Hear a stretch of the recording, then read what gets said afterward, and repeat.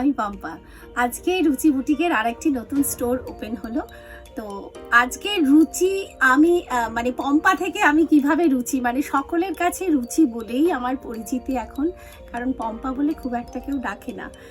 এই নামটা আমার কাছে সত্যি খুব মানে মনে হয় একটা আদরের নাম। সবাই আমাকে রুচি, জি রুচি, হাই রুচি বলে সবাই ডাকে।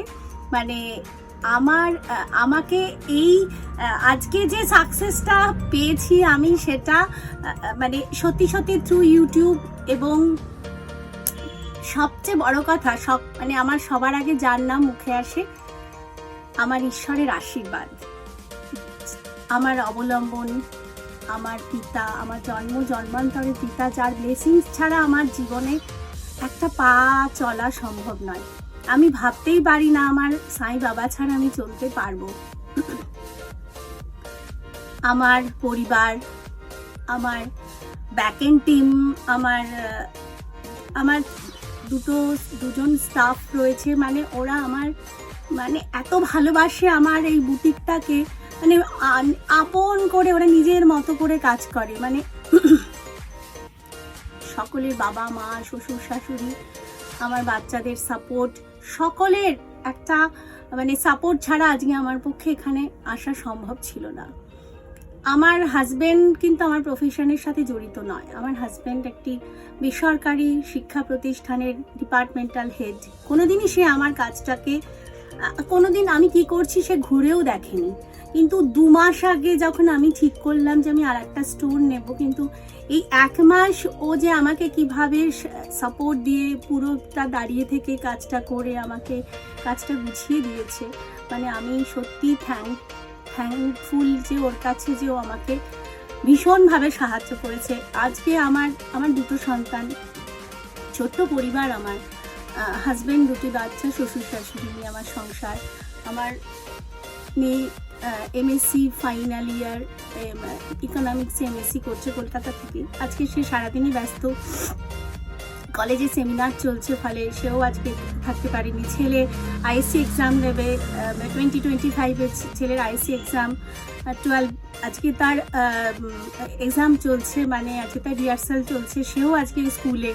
ফলে আমি মানে সকলে ব্যস্ত, আমরা ফ্যামিলি শুদ্ধ, কিন্তু তার মধ্যেও মানে আজকে যে আমি এটা করতে পেরেছি সকলের সাপোর্ট। মানে আমার সব থেকে বড় কথা, অল ওভার ইন্ডিয়া জুড়ে, মানে দিল্লি টু কেরালা, এদিকে Mumbai to Tripura, all over India জুড়ে আমার যে ক্লায়েন্ট বেস, মানে সবাই আমাকে এত ভালোবাসে, এবং সকলের সাথে আমার সবচেয়ে বড় কথা বলতে বলতে সকলের সাথে আমার যে একটা মানে বন্ধুত্ব তৈরি হওয়া। অনেকেই বয়োজ্যেষ্ঠ, আমার মাতৃস্থানীয়, তারা আমাকে রুচি বলে ডাকেন, এত ভালোবাসেন। তারা আমাকে স্ক্রিনশট নিতে পারেন না, পম্পা ওই শাড়িটা রেখে দিও, ওই জিনিসটা রেখে দিও, এত ভালোবাসা দিয়েছেন। ভুবনেশ্বরে আমার এক মাসিমা আছেন, এত ভালোবাসেন, প্রচুর জিনিস নেন আমার কাছ থেকে। বয়স 75 ইয়ার্স ওল্ড ভদ্রমহিলা, আমাকে বলেন যে তুমি আমার কাছে এসো, আমার এত শাড়ি আমি তোমাকে গিফট করব। মানে এটা কে বলতে পারে?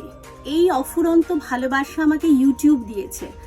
আমার দোকানের 2টি স্টাফ, অনামিকা, চুমকি, ওরা আমাকে মানে যেমন সম্মান করে, তেমন ভালোবাসে, তেমন প্রাণ দিয়ে এই দোকানের প্রত্যেকটা কাজ ওরা সামলায়। আমি অনেক কিছু ভুলে যাই, ওরাই আমাকে দিদি এটা করনি, ওটা করনি, এটা করো, ওটা করো।